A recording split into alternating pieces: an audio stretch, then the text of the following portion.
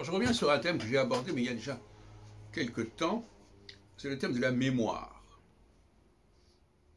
Visiblement, il y a des périodes amnésiques, où on ne se souvient pas de ce qui a été fait avant. On ne veut pas se souvenir de ce qui a été fait avant, on ne veut pas revenir aux origines, on ne veut pas savoir de quoi, de qui on dépend, quelles sont les sources, quelles sont les causes. On est dans un pragmatisme, un empirisme. Et puis vient le temps, ça c'est le temps équinoxial, l'amnésie, qui permet de dépasser les critères, les clivages, etc. Et puis à un moment donné, sonne le temps, c'est la fameuse histoire d'Ecclésiaste, il y a un temps pour chaque chose, ben justement il y a un temps pour être amnésique, et il y a un temps pour être hypermnésique, si on peut dire. Et d'une certaine manière, la gauche est plutôt dans l'amnésie, et la droite est plutôt dans l'hypermnésie. Mais, donc ça c'est le solstitial, et en fin de solstitialité, c'est le retour du refoulé, si on veut. Parce que oublier, c'est un peu refouler quelque chose.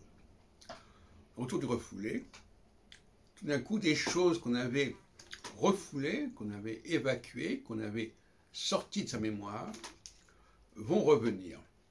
Et ça correspond à quoi? Ça correspond à la solstitialité.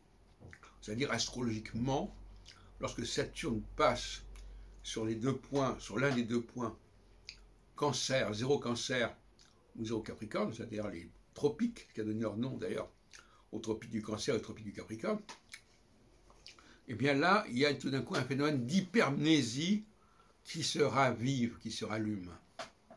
Et inversement, lorsque Saturne passe sur les tropiques équinoxiaux, si on veut dire, Bélier, Balance, là tout d'un coup, il y a une espèce de chape de plomb qui fait qu'on ne veut plus entendre parler du passé, on ne veut plus savoir ce qui s'est passé avant, on oublie. C'est une phase d'amnésie. J'en ai parlé ce matin dans une autre vidéo, à savoir que dans ces cas-là, les anciens conflits sont dépassés, les anciennes inimitiés, les anciens clivages sont dépassés. C'est ce qui s'est passé en 1940, c'est ce qui s'est passé en 1950, 52, etc. C'est-à-dire que on va faire la paix avec les ennemis héréditaires, l'Allemagne notamment. L'Allemagne a beaucoup profité de la double amnésie française, amnésie en 1940 lors de l'occupation, par rapport à un ennemi héréditaire avec lequel on avait eu des conflits majeurs, non seulement en 14 mais aussi en 70, et puis avec 15 ans plus tard, le traité de Rome, Rome, ville chère à Mussolini, le traité de Rome, qui associe la France avec les adversaires de la Seconde Guerre mondiale, l'Allemagne et l'Italie, aux côtés du Benelux, bien sûr, ce qui fait 6. Enfin, globalement, c'est comme les trois facteurs majeurs. Et donc là, on a un phénomène d'amnésie.